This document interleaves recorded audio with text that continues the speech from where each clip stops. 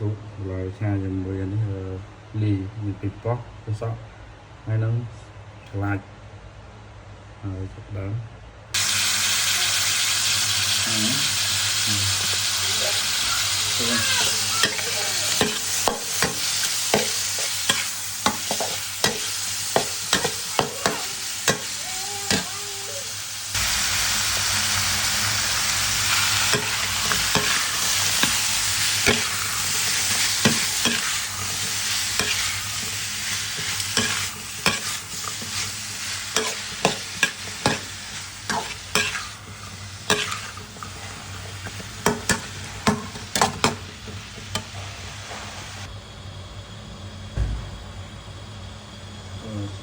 cho nó hơi